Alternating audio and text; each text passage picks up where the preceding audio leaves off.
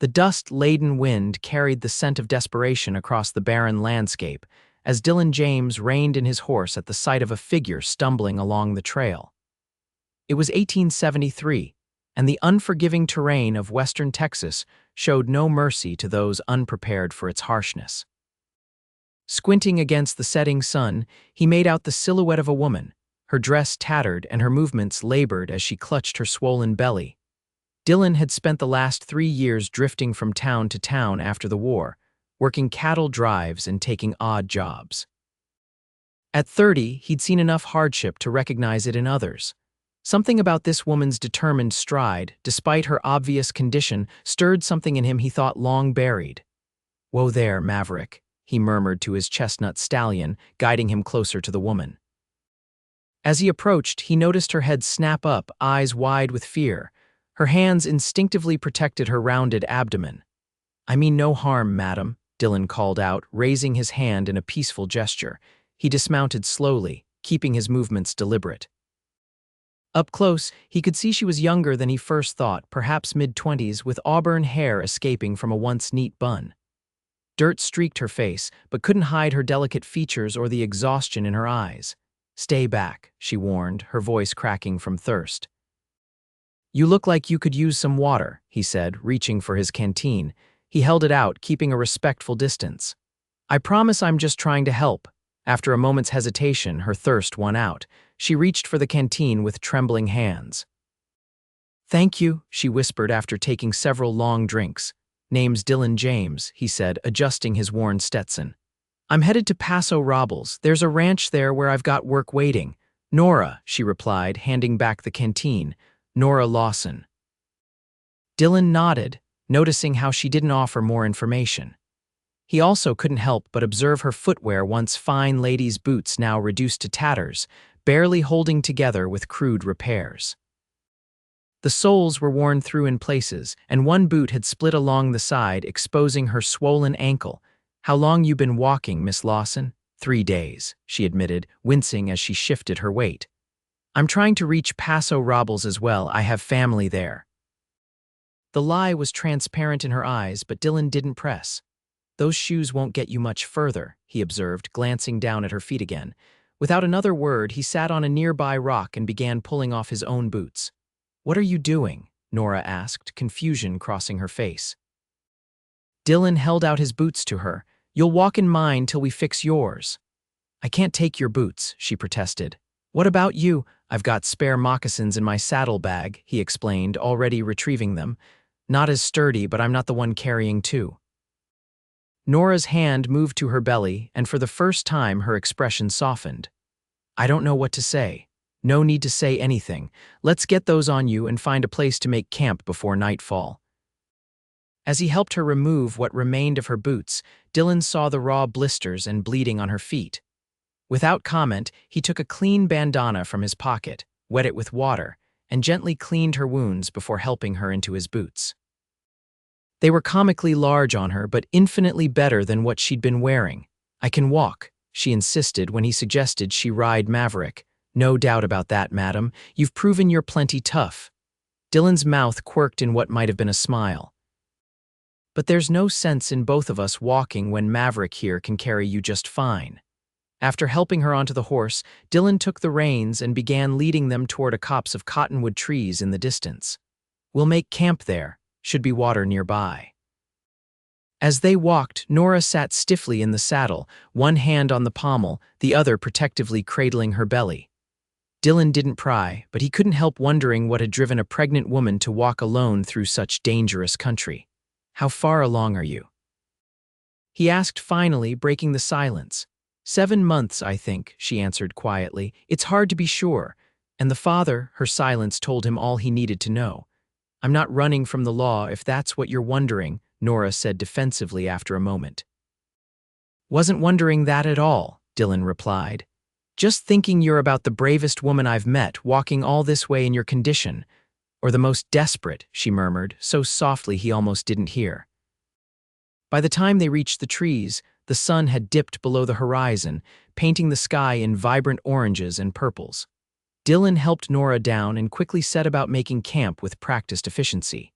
He gathered firewood, started a small fire, and laid out his bedroll for her.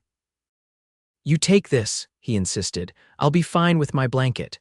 After a simple meal of jerky and hardtack, supplemented with wild onions Dillon found growing nearby, they sat in companionable silence watching the flames.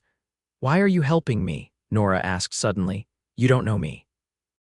Dillon poked at the fire with a stick, watching the sparks rise into the darkening sky. "My ma always said a person's measure is shown by how they treat those who can't repay them," he shrugged. "Besides, these are dangerous parts. No one should be out here alone, especially not in your condition." "I had no choice," Nora said, her voice hardening. "Sometimes running is the only option left." "I understand running," Dillon replied quietly. "Did my fair share after the war. You fought?" Nora asked, studying him more closely. "Confederate cavalry." "Joined up when I was barely 18, thinking it was some grand adventure." He laughed without humor. "5 years of my life gone, and all I got to show for it are nightmares and a bullet scar on my shoulder." Nora nodded slowly. "War leaves scars on everyone, even those who never see the battlefield." The perceptiveness of her comments surprised him. Most people didn't understand that kind of pain unless they'd lived it. "Get some rest, Miss Lawson. We've got a long ride tomorrow if we want to reach Paso Robles in good time." Nora awkwardly lowered herself onto the bedroll, arranging her body to accommodate her pregnancy. Dillon pretended not to notice the tears she wiped away when she thought he wasn't looking. Morning came with the soft cooing of mourning doves and the golden light of sunrise filtering through the cottonwood leaves. Dillon had already been up for an hour, preparing a small breakfast and checking on Maverick. When Nora awoke, he had coffee ready.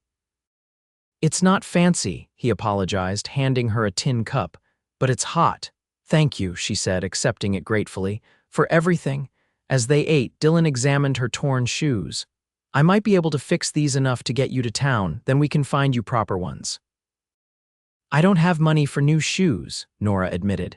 "We'll figure something out," he assured her, already pulling needle and thread from his saddlebag. His large, calloused fingers worked with surprising dexterity as he stitched the worst tears in her boots.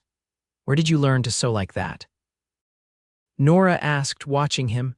"Army teaches a man to be self-sufficient," Dillon replied. "Besides, my pa was a cobbler before he took up ranching, taught me a thing or two about leather work." By the time they broke camp, he'd managed to repair her boots well enough that they might last another day or two. Still, he insisted she keep wearing his boots for now. "We'll switch if these moccasins give me trouble," he promised, though they both knew he wouldn't complain even if they did.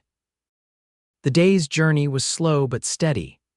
Dillon walked alongside Maverick, occasionally stopping to let Nora stretch her legs or to rest in what little shade they could find. By midday, the Texas heat was almost unbearable. "Tell me about Paso Robles," Nora said as they shared the last of their water. "Is it a decent place?" "It's growing," Dillon replied. "Got its name from the oak trees and hot springs. Folks say the waters have healing properties." "Town's been there since the 1860s, but it's starting to build up now. Got a proper hotel, general store, even a schoolhouse. And the people, decent enough, I suppose. Like anywhere, got its share of good and bad. The Thornton Ranch where I'm headed is run by a fair man, from what I hear. Pays his hands on time and doesn't work them to death." "You've never been there before?" Nora asked, surprised. Dillon shook his head. "Got the job through a friend in El Paso, said they needed experienced cowboys and I fit the bill." "So you're risking your own journey to help a stranger," Nora observed quietly. "Wouldn't call it a risk," Dillon replied. "Just doing what needs doing." By late afternoon, they reached a small creek where they stopped to refill their canteens and rest.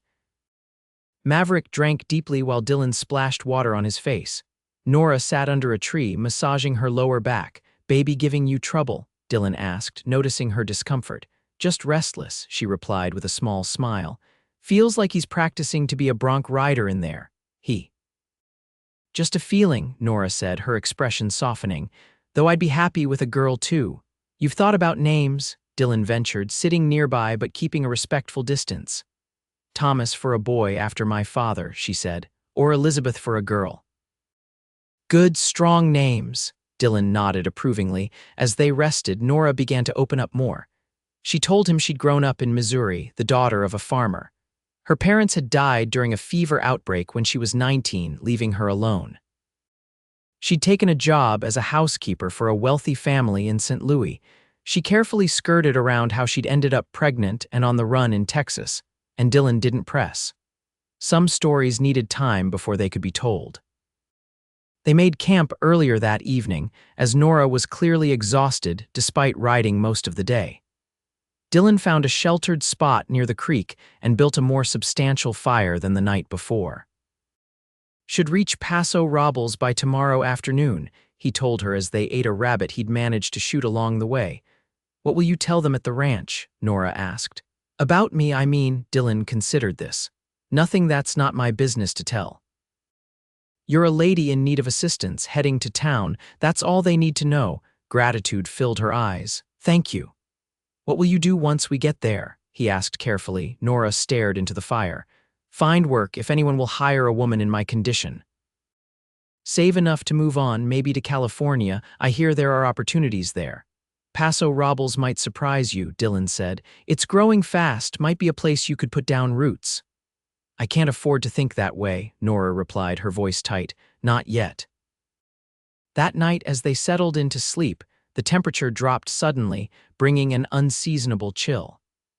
Dillon noticed Nora shivering despite being wrapped in the bedroll. Without a word, he moved his blanket closer to the fire and motioned for her to join him. "It's just for warmth, madam," he assured her, seeing her hesitation. "We'll both freeze otherwise."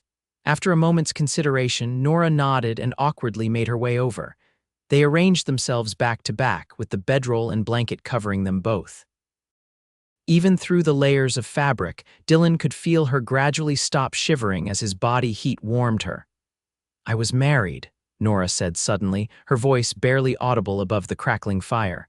"His name was William Lawson. He died of typhoid 2 years ago." Dillon remained silent, understanding this confession was difficult for her. "After he died, I had nothing. That's when I took the housekeeping position." She paused. "The master of the house, he wouldn't leave me alone, said no one would believe me over him if I complained." Dillon's jaw tightened, but he kept his voice even. "You don't have to explain anything to me, Nora." "I want to," she insisted. "You've shown me nothing but kindness. You deserve to know who you're helping." She took a deep breath. "When I discovered I was with child, he threatened to ruin me, claimed I'd seduced him. His wife would have thrown me out without references. So I took what money I had and ran. I've been traveling west ever since, taking odd jobs where I could until—" Her voice broke. "Until I couldn't hide it anymore." "You're safe now," Dillon said quietly. "No one's going to hurt you or your baby." "You can't promise that," Nora whispered. "No," he agreed, "but I can promise I'll do everything in my power to help you get settled somewhere safe." The simple sincerity in his voice seemed to comfort her, and soon her breathing steadied into sleep. Dillon lay awake much longer, staring at the stars and wondering how a man could harm someone as brave as Nora. Dawn brought clearer skies and warmer temperatures. They set out early, with Dillon insisting Nora ride while he walked. The terrain gradually changed as they traveled, becoming more verdant with rolling hills and scattered oak trees. "We're getting closer," Dillon noted around midday. "Should start seeing signs of the town soon." "I've been thinking," Nora said hesitantly. "Perhaps I could inquire at the ranch where you'll be working. They might need help in the kitchen or with laundry." Dillon considered this. Worth asking. Mrs. Thornton might appreciate another pair of hands around the place. "You've never met her either?" "No, but my friend spoke highly of both Mr. and Mrs. Thornton, said they treat their workers like family." As the afternoon wore on, they began to see evidence of civilization: fenced pastures, a distant farmhouse, even a wagon on the road ahead. Dillon felt Nora tense as they approached other people. "No one knows you here," he reminded her. "You can start fresh."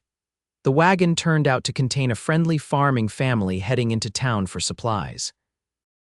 They greeted Dillon and Nora warmly, expressing concern when they noticed Nora's condition.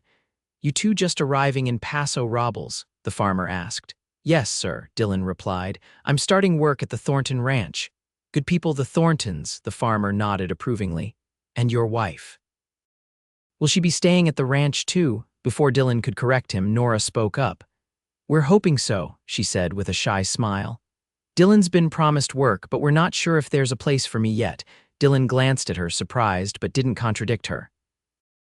The assumption they were married offered her protection, and he wasn't about to take that away. "I'm sure Martha Thornton will find something for you," the farmer's wife assured her. "She's always saying how she needs more help with that big house." They parted ways with the farming family at a crossroads, with directions to the Thornton ranch fresh in their minds. As they continued on, Dillon finally spoke up. "You didn't have to let them think we're married," he said carefully. "Didn't I?" Nora replied, her eyes meeting his. "A pregnant woman traveling alone with a man she's not married to, you know how people talk." "I suppose you're right," Dillon conceded. "Just didn't want you to think I expected that pretense." "I know you didn't," Nora said softly. "That's why I trust you." The simple statement warmed something inside him that had been cold for a very long time. The Thornton Ranch came into view late in the afternoon, a sprawling property with a large main house, several outbuildings, and extensive corrals filled with horses and cattle. As they approached, a man rode out to meet them. "You must be James," the rider called. He was in his 50s with a weathered face and salt and pepper hair beneath his hat. "Pete said you'd be arriving soon. I'm Frank Thornton." "Yes, sir," Dillon replied, extending his hand. "Dillon James." "Thank you for the opportunity." "Good men are hard to find," Thornton said, shaking his hand firmly before his gaze shifted to Nora. "And who might this be?" Dillon hesitated, looking to Nora. "This is my wife, Nora," he said finally, the lie feeling strange on his tongue. "We've had a difficult journey. I was hoping there might be a place for her at the ranch as well." Thornton's eyebrows rose slightly, taking in Nora's condition and their travel-worn appearance. "Pete didn't mention you were married." "It's recent," Dillon said, hoping his face didn't betray him. "Well, congratulations," Thornton replied, though his tone suggested he wasn't entirely convinced. "Let's get you both up to the house. Martha will want to meet you, and you look like you could use a good meal." As they followed Thornton toward the main house, Nora leaned down from Maverick to whisper, "I'm sorry to put you in this position." "No apologies needed," Dillon assured her. "We'll figure things out." Martha Thornton proved to be a kind, no-nonsense woman in her late 40s. She took one look at Nora and immediately began fussing over her, insisting she come inside to rest while the men took care of the horse. "When are you due, dear?" Martha asked as she led Nora into the house. 2 months, I think," Nora replied, relief evident in her voice at being treated with such kindness. "Well, you'll need proper care until then. Dr. Wilson comes by the ranch every few weeks. We'll have him take a look at you when he's next here." Meanwhile, Frank Thornton showed Dillon to the bunkhouse where the ranch hands stayed. "Usually my cowboys sleep here," he explained, "but given your wife's condition, I thought you might prefer the cabin by the creek. It's small but private. Used to belong to our foreman before he built himself a proper house." "That's mighty generous, Mr. Thornton," Dillon said, genuinely surprised by the offer. "Frank, please," Thornton corrected, "and it's not entirely generous. Good workers are hard to come by, and I find they stay longer when they're comfortable." He paused. "Pete spoke highly of your skills with horses, said you have a way with even the most difficult ones." "I enjoy working with them," Dillon admitted. "Always have. Good. We've got some wild Mustangs need breaking. Previous hand couldn't manage it before he moved on." Thornton gave him an appraising look. "You can start tomorrow. Today, get settled and look after your wife." "About Nora," Dillon began awkwardly. "She's wondering if there might be work for her as well. She's handy with cooking and sewing." Thornton considered this. "Martha's been saying she needs help with the house. Let's see what she thinks." When they returned to the main house, they found Nora sitting at the kitchen table, already looking more relaxed as Martha served her a cup of tea. "This young lady tells me she's quite experienced with household management," Martha informed her husband. "I was just telling her we could use an extra pair of hands, especially with the harvest hands coming next month." "Sounds like it's settled then," Frank nodded. "Though I'd prefer you wait until after the baby comes before taking on too much, Mrs. James." "Nora, please," she said, her eyes meeting Dillon's briefly, "and thank you both. Your kindness means more than you know." Later that evening, after being shown to the small cabin and sharing a proper meal sent down from the main house, Dillon and Nora finally had a moment alone to discuss their situation. "I didn't mean for the lie to go this far," Nora said, sitting on the edge of the bed, the only bed in the cabin. "It's all right," Dillon assured her, already making a pallet for himself on the floor. "It protects your reputation, and that's what matters." "But now you're bound to me in their eyes," Nora protested. "It's not fair to you." "Life's rarely fair," Dillon replied pragmatically. "Besides, it's not such a terrible arrangement. We both have work and a roof over our heads." Nora watched him arranging his bedding on the floor. "This is your bed, I should be the one on the floor." "Not in your condition," Dillon said firmly. "I've slept on worse than this floor, believe me." "At least take a pillow," she insisted, tossing one down to him. As they settled in for the night, Nora spoke again, her voice quiet in the darkness. "Thank you, Dillon, not just for helping me, but for not taking advantage. No decent man would," he replied simply. "There seem to be fewer decent men in the world than one might hope," Nora observed with a touch of bitterness. "Then I'm glad you found one of the good ones," Dillon said, earning a soft laugh from her. "Good night, husband," she teased gently. "Good night, wife," he replied, surprised by how right the word felt. The following weeks established a routine for them both. Dillon threw himself into his work at the ranch, quickly proving his worth with the horses. He had a patient, firm hand that the animals responded to, and Frank Thornton was visibly pleased with his new hire. Nora, despite her advanced pregnancy, insisted on helping Martha with household tasks, though the older woman was careful not to let her overexert herself. She primarily handled mending, meal preparation, and keeping the ledgers tasks she could do while seated. Their pretense of marriage went unchallenged, though Dillon was certain the Thorntons had their suspicions. If they did, they kept them to themselves, treating the supposed newlyweds with consistent kindness. In the evenings, Dillon and Nora would return to their cabin, sharing the day's events over simple meals. Despite the awkwardness of their arrangement, a comfortable friendship developed between them. Dillon continued to sleep on the floor, despite Nora's occasional protests. "The men are taking bets on whether your baby will be a boy or girl," Dillon mentioned one evening, about 3 weeks after their arrival. "Oh, and what did you bet?" Nora asked, smiling as she mended one of his shirts. "Boy," Dillon replied confidently. "Strong like his mother." Nora's hands stilled. "You'd be a good father, Dillon." The comment hung in the air between them, loaded with unspoken meaning. "Any child would be lucky to have you as their mother," he replied carefully. That night, as they prepared for bed, Nora suddenly gasped, her hand flying to her belly.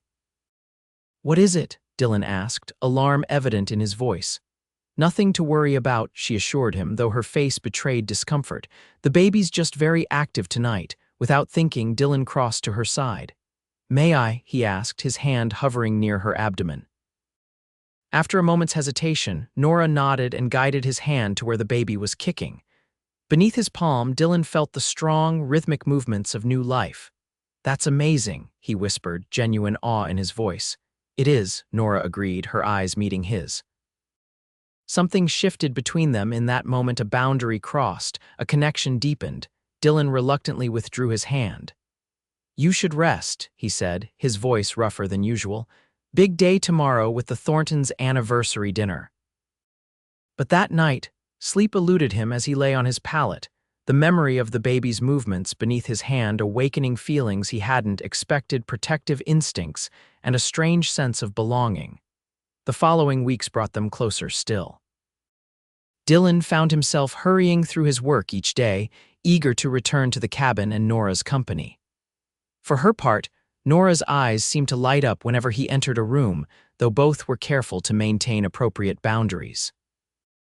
As Nora's time grew nearer, Martha insisted on bringing in Dr. Wilson for a proper examination. The doctor, a kindly man in his 60s, declared both mother and baby healthy.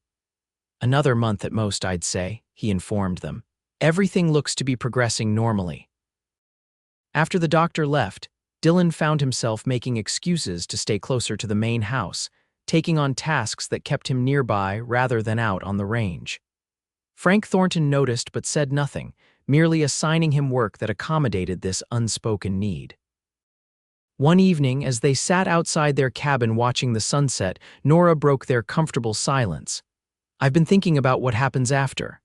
"After?" Dillon asked, though he knew what she meant. "After the baby comes," she clarified. "This arrangement between us. It was never meant to be permanent." Dillon's heart sank, though he kept his expression neutral. "What are you thinking?" "That's just it," Nora replied, frustration evident in her voice. "I don't know. Before I met you, my only plan was to keep moving west to find somewhere I could start over. But now, you have a place here," Dillon said quietly. "The Thorntons respect you, you've made friends." "Under false pretenses," Nora reminded him. "We're living a lie, Dillon." "Does it have to be a lie?" The words escaped before he could consider them. Nora's eyes widened. "What are you saying?" Dillon took a deep breath, suddenly certain of what he wanted. "I'm saying maybe it doesn't have to be pretend. Maybe we could make it real." "You can't mean that," Nora whispered, though there was a flicker of hope in her eyes. "I do," Dillon insisted, moving to kneel before her chair. "I know it's not been long, and I know this started as a way to protect you, but Nora, these weeks with you have been the happiest I've known in years. But the baby will need a father," Dillon finished. "I'd be honored to be that for him or her." He took her hands in his. "I'm not asking out of obligation or pity. I'm asking because I've come to care for you deeply." Tears filled Nora's eyes. "I don't want you to feel trapped." "The only trap would be letting you go," Dillon said softly. "I know this isn't the romantic proposal you deserved, but it's honest. I want to build a life with you, Nora, if you'll have me." For a long moment, Nora simply stared at him, and Dillon feared he'd overstepped. Then, slowly, she leaned forward and pressed her lips to his in a gentle kiss. "Is that a yes?" he asked when they parted, his heart pounding. "It's a yes," Nora confirmed, a smile breaking through her tears. "But are you sure this baby isn't yours? He or she will be in every way that matters," Dillon promised. "Blood doesn't make a family, love does." 2 weeks later, on a crisp autumn morning, they were properly married by the local preacher in the Thorntons' front parlor. Martha had insisted on making it a proper celebration, with flowers from her garden and a special cake for the occasion. Frank Thornton pulled Dillon aside after the ceremony. "I suspected from the beginning you two weren't actually married," he admitted. "The way you looked at each other, there was attraction, but not the ease of a long relationship." Dillon felt his face flush. "I'm sorry for the deception, sir." "No apologies needed," Frank waved him off. "A man who'd go to such lengths to protect a woman in need is exactly the kind of man I want working my ranch." He clasped Dillon's shoulder. "You've done right by her, son. Now I have a wedding gift for you both." The gift turned out to be an offer that left Dillon speechless: the position of foreman, with a proper salary and the cabin as their permanent residence. "My current foreman's moving to Colorado next month," Frank explained. "The men respect you, and I've never seen anyone with your touch for horses." "I don't know what to say," Dillon managed. "Say yes," Frank replied with a smile. "Martha's already planning how to expand that cabin of yours, says a growing family needs room." That night in their cabin, truly theirs now, Dillon held Nora close, marveling at how much his life had changed in just over a month. "Are you happy?" he asked, his hand resting protectively over her belly. "Happier than I ever thought possible again," Nora admitted. "After William died, after everything that happened, I never expected to find love again." "Love," Dillon repeated, testing the word. "That's what this is, isn't it?" "It is for me," Nora said, vulnerability in her eyes. "For me too," Dillon assured her, kissing her softly. "I think maybe it has been since I saw you walking along that trail in those torn shoes." Nora laughed. "Such a romantic beginning." "I wouldn't change a moment of it," Dillon said seriously. "Every step led us here." 3 days later, Nora went into labor. Martha Thornton took charge, sending for the doctor and turning the cabin into an impromptu birthing room. Dillon was banished outside, where he paced anxiously as Nora's cries occasionally reached him. Frank and some of the ranch hands tried to distract him with conversation, but Dillon's attention remained fixed on the cabin door. Hours passed, the sun setting and rising again as the labor continued. "First babies often take their time," Frank assured him. "Martha's delivered plenty of children over the years. Nora's in good hands." Finally, as morning light spilled across the ranch, a different cry split the air, the unmistakable wail of a newborn. Dillon froze, his heart in his throat, until Martha appeared at the door, her face tired but beaming. "You have a son, Dillon," she announced. "A beautiful, healthy boy." Dillon stumbled toward the cabin, his legs suddenly unsteady. Inside, he found Nora propped up on pillows, her face glowing despite obvious exhaustion, a small bundle cradled in her arms.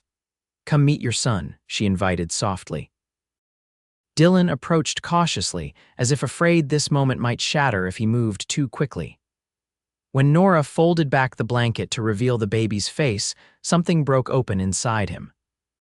The tiny features, the miniature fingers curled into fists, the shock of dark hair, it was the most perfect sight he'd ever beheld. "Thomas," Nora said, confirming the name they'd discussed. "Thomas James." "Hello, Thomas," Dillon whispered, gently touching the baby's cheek. "I'm your pa." The simple declaration made Nora's eyes fill with tears. "He is yours, Dillon, in every way that matters." "May I hold him?" Dillon asked, his voice rough with emotion. Carefully, Nora transferred the newborn into his arms. The weight of his son, for that's how Dillon already thought of him, settled something within him he hadn't realized was unsettled. This was his family now, his to protect, his to cherish. "I love you both," he said, the words coming easily now. "More than I thought possible."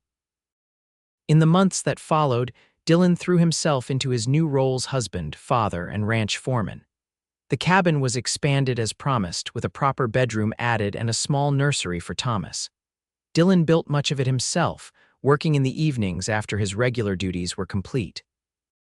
Nora recovered her strength quickly and soon established herself as an integral part of ranch operations, managing the household accounts and eventually taking over the cooking for the ranch hands when the previous cook departed. Her meals became legendary among the cowboys, who treated her with a protective respect that amused and touched her in equal measure. Thomas grew into a strong, curious infant with his mother's expressive eyes and a temperament that matched Dillon's steady calm.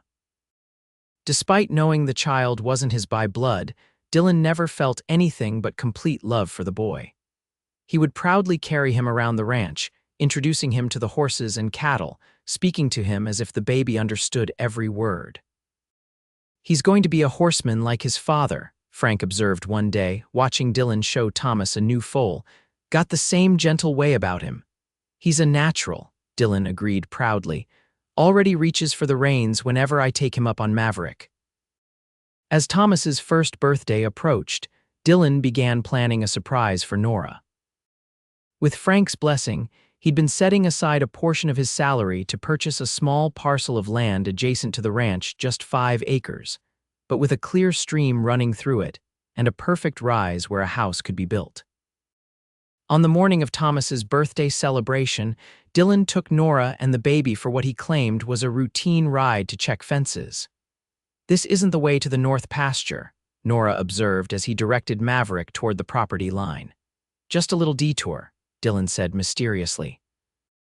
When they reached the plot of land, Dillon helped Nora down from the horse and led her to the highest point, where wooden stakes had been placed in the ground, forming the outline of a modest house. "What's this?" Nora asked, confusion evident in her expression as she adjusted Thomas on her hip. "This," Dillon said, his arm sweeping to encompass the entire area, "is ours. I bought it last week." Nora's eyes widened. "You bought land, but how?" "Been saving," Dillon explained. "Frank gave me a fair price since it adjoins his property." He pointed to the staked outline. "That's where our house will be. Nothing fancy, but room to grow. 4 bedrooms, a proper kitchen for you, a big porch where we can watch the sunsets." "Dillon," Nora breathed, clearly overwhelmed. "I don't know what to say." "Say you like it," he urged. "Because I've already hired men to start building next week." "Like it?" Nora laughed, tears springing to her eyes. "I love it, but what about your position at the ranch?" "I'll keep working as foreman," Dillon assured her. "Frank's pleased with the arrangement. Says it means I'm committed to staying long-term." "And are you?" Nora asked softly. "Committed to staying," Dillon took her free hand, his eyes serious. "Nora, when I found you on that trail last year, I was still drifting, still running from the past. You and Thomas gave me something to stay for, something to build." He squeezed her hand. This land, this home we're going to build, it's my promise to you. I'm not going anywhere. This is where we plant our roots. Nora leaned against him, Thomas nestled between them. It's perfect, she whispered. Absolutely perfect.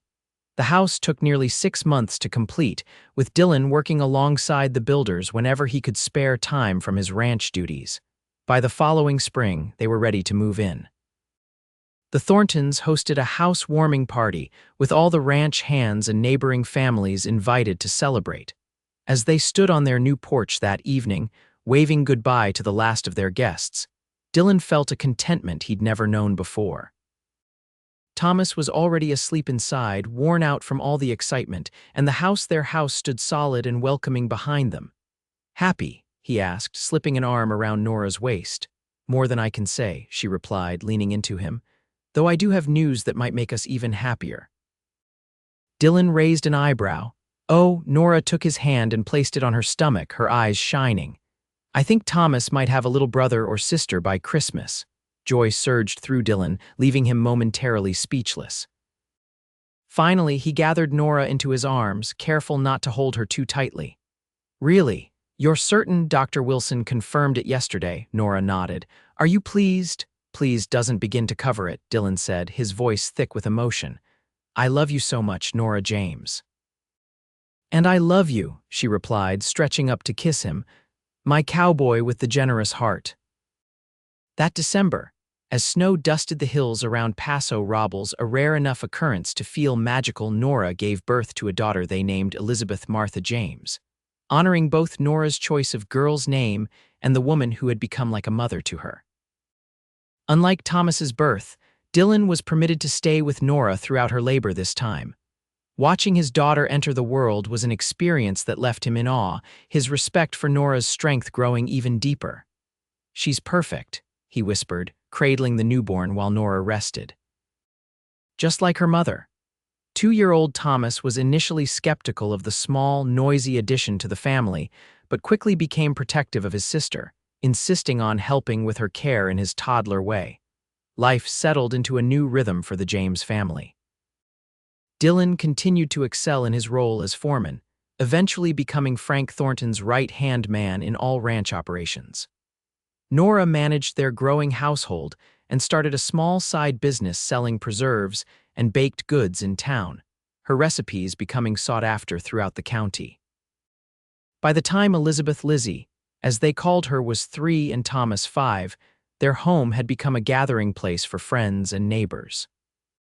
The once simple house had expanded to include a larger kitchen and the wide porch Dillon had promised, where they would sit in the evenings watching their children play while the sun set over the hills. Did you ever imagine this? Nora asked one such evening, her head resting on Dillon's shoulder as they watched Thomas trying to teach Lizzie how to lasso a fence post. When you found me on that trail, not in my wildest dreams, Dillon admitted, his arm tightening around her. I was just trying to help a woman in need. I had no idea she'd end up saving me instead.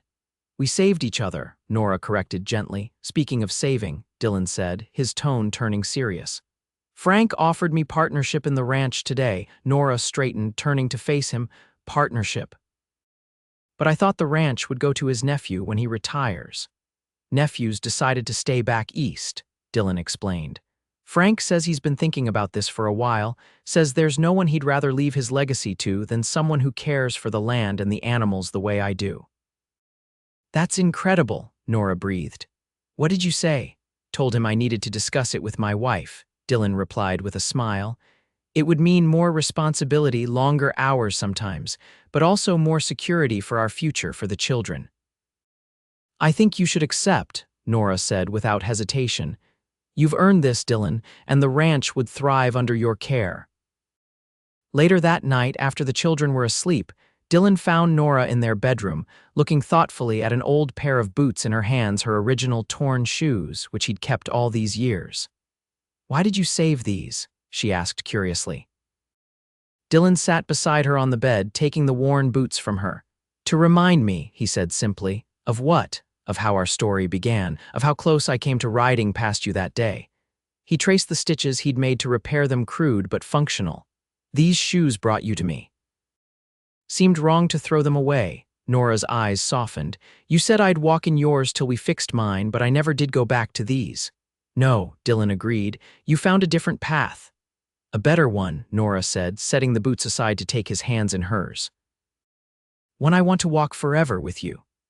7 years after Dillon first found Nora on that dusty trail, the Thornton and James ranch was thriving. Following Frank's semi-retirement, Dillon had taken over daily operations while maintaining the partnership that benefited them both. The ranch had expanded, now employing twice as many hands and boasting one of the finest horse breeding programs in the region. Thomas, now 9, was already showing remarkable skill with the horses, his gentle but confident approach reminding everyone of his father. 7-year-old Lizzie, meanwhile, had inherited her mother's sharp mind for figures and her father's determination, often accompanying Dillon on his rounds and asking endless questions about ranch management. Their family had grown again with the addition of twin boys, Robert and William, now 3 years old and constant sources of energy and mischief. Their house had expanded once more to accommodate the growing family, and Nora had established a small school on the ranch for their children and those of the hands, hiring a teacher from back east to provide proper education. On the 10th anniversary of the day they met, Dillon arranged a special surprise for Nora. After the children were settled with Martha Thornton for the evening, he took Nora riding to a special spot on their property, a small clearing surrounded by oak trees, where wildflowers bloomed in abundance.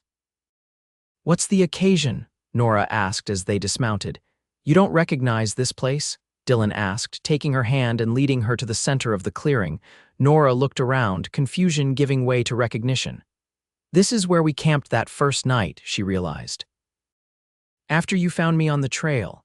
"The very spot," Dillon confirmed. He reached into his saddlebag and pulled out a small wooden box.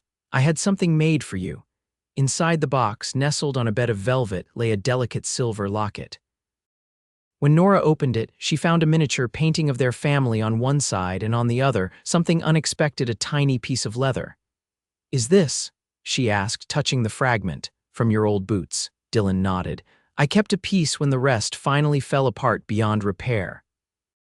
"Oh, Dillon," Nora whispered, tears filling her eyes as he fastened the locket around her neck. 10 years ago, I was a man without direction," Dillon said, holding her close. "Then I found a brave woman walking a dangerous road in torn shoes, and everything changed." "You saved me," Nora reminded him. "And you saved me right back," Dillon replied, echoing their old exchange. "Every day since, you've made my life richer, fuller, more meaningful than I ever dreamed possible." As the sun set over the hills of Paso Robles, painting the sky in brilliant oranges and purples much like the day they first met, Dillon and Nora James stood in each other's arms, surrounded by the life they had built together, a life that had begun with a simple act of kindness on a dusty trail, when a cowboy offered his boots to a woman in need. "I love you, Nora James," Dillon whispered against her hair.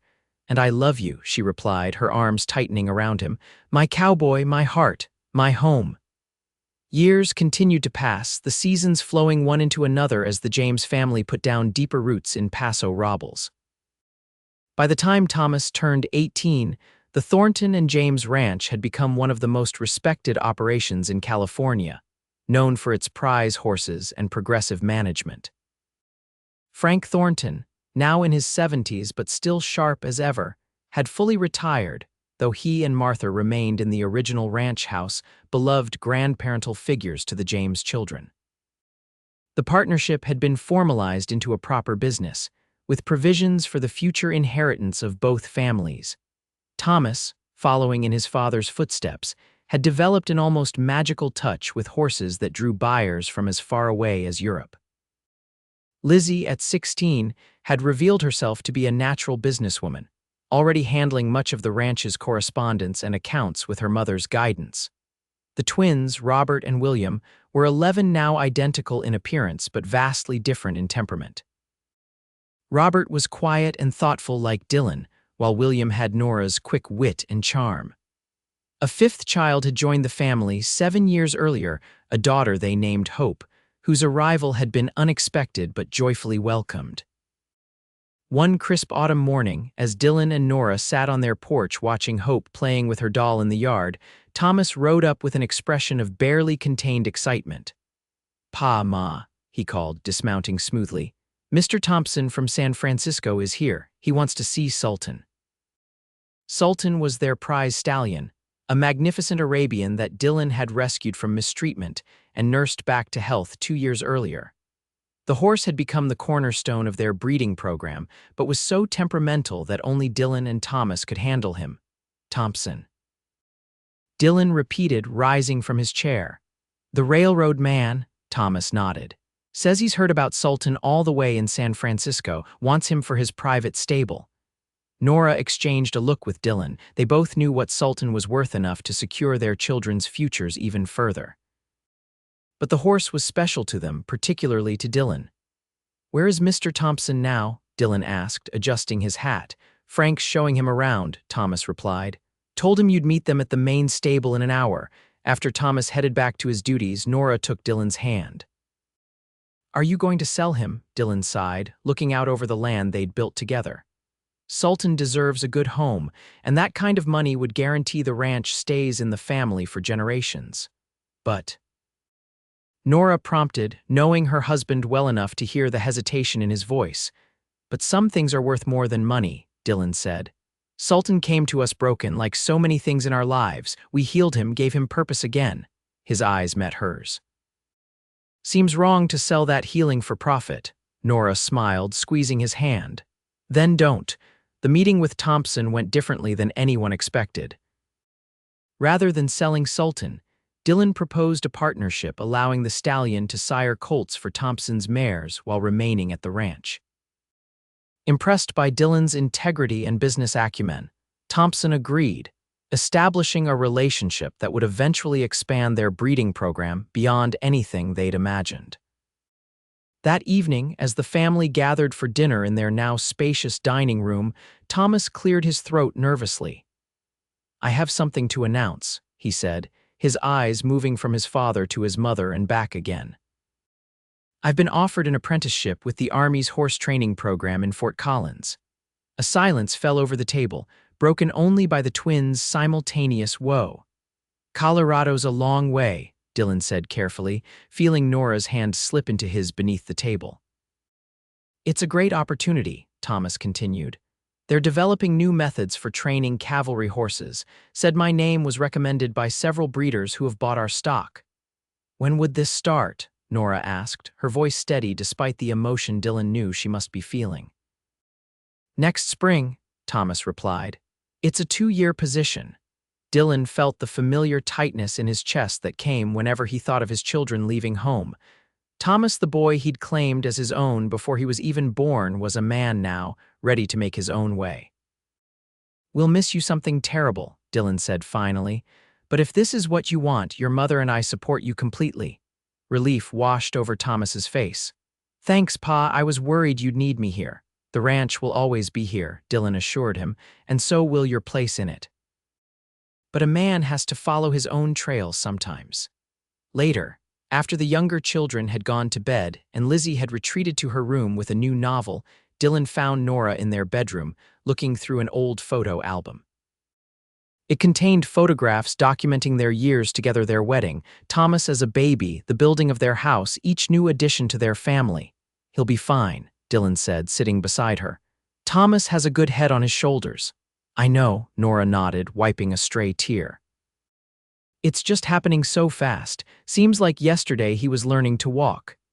Now he's ready to walk his own path," Dillon observed, his arms slipping around her shoulders. Nora leaned against him, turning to a page that showed a much younger version of themselves standing in front of their first cabin. "Did we look that young?" she marveled.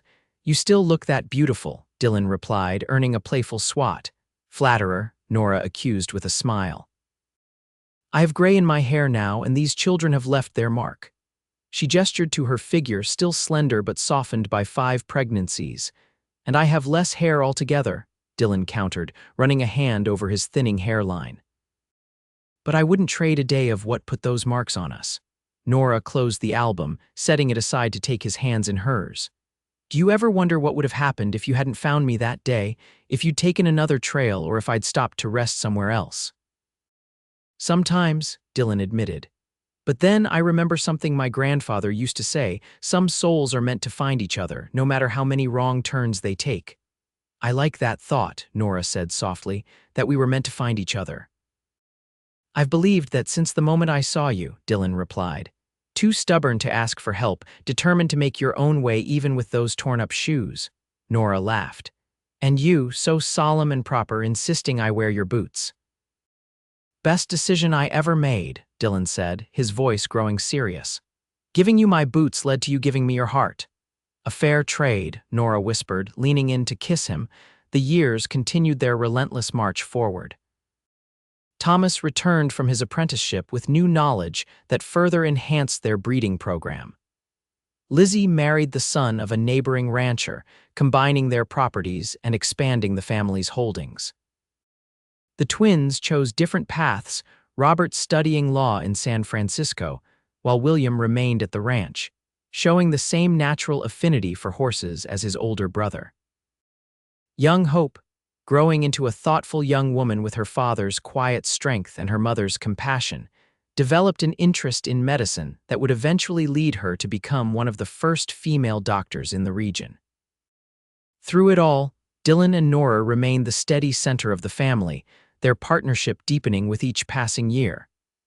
The original 5 acres had grown to thousands, their modest cabin to a sprawling ranch house that was always open to family, friends, and travelers in need. On their 40th anniversary, a milestone few of their generation reached together, their children organized a celebration that brought together nearly everyone in Paso Robles and the surrounding areas. The grand party was held on the ranch grounds, with tables set up under the oak trees and lanterns illuminating the yard as the sun set. Standing slightly apart from the festivities, Dillon watched his family now expanded to include grandchildren and even one great-grandchild with a sense of wonder. Penny for your thoughts, Nora said, appearing at his side with 2 glasses of punch. Just thinking how rich we are, Dillon replied, accepting a glass. Not in money, though we've been blessed there too, but in this. He nodded toward their gathered family. All from a chance meeting on a dusty trail. Not chance, Nora corrected, echoing his grandfather's words. Some souls are meant to find each other. As the evening deepened, Thomas called for everyone's attention, raising his glass in a toast. To my parents, he began, his voice carrying across the gathering, who taught us that family isn't always about blood, but about love and choice and commitment. To Dillon and Nora, the crowd echoed, glasses raised. And a special toast, Thomas continued, his eyes meeting Dillon's with deep respect. To the man who found a pregnant woman with torn shoes and said, "You'll walk in mine till we fix yours." Little did he know he was taking the first step on a journey of a lifetime. Dillon felt Nora's hand slip into his, squeezing gently. After all these years, that simple touch still sent warmth through him. I love you, she whispered, leaning against his shoulder. And I love you, he replied, the words as true now as they had been the first time he'd said them. Every day, every step, every moment. As the night sky filled with stars above Paso Robles, Dillon James held his wife close, surrounded by the life they had built together, a life that had begun with a simple act of kindness and grown into a legacy of love that would endure long after they were gone. And somewhere, carefully preserved in a cedar chest in their bedroom, lay a pair of worn-out boots, a reminder that sometimes the longest journeys begin with borrowing someone else's shoes.